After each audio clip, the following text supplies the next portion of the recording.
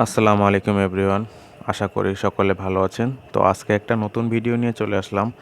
Basically আমি যে গত ভিডিওতে আমার ব্রয়লার মুরগির বাচ্চাগুলোকে দেখিয়েছিলাম, সেইগুলাকে আমি নতুন একটা খোপে বা একটা খাঁচার মতন তৈরি করেছি। আরএফএল এর যে প্লাস্টিকের নেটগুলো পাওয়া যায় বাজার থেকে, ওইগুলো কিনে এনে কাঠের দোকান থেকে চারিপাশে সুন্দর করে তৈরি করে নিয়ে ওদেরকে এইখানে দিয়েছি।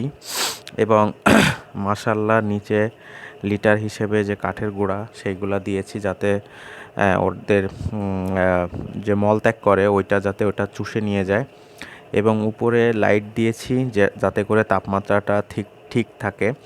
তো মাশাআল্লাহ এইখান থেকে ওরা সুন্দরভাবে ঘোরাফেরা করতেছে এবং আস্তে আস্তে এখান থেকে বড় হয়ে গেলে আমি পরবর্তীতে আরেকটা নতুন শেড করেছি, ওইখানে ওদেরকে আবার স্থানান্তর করব। তো মাশাআল্লাহ ওরা এখানে নতুন জায়গা পেয়ে খুব ভালো আছে এবং মাশাআল্লাহ গ্রোথও খুব ভালো আসতেছে।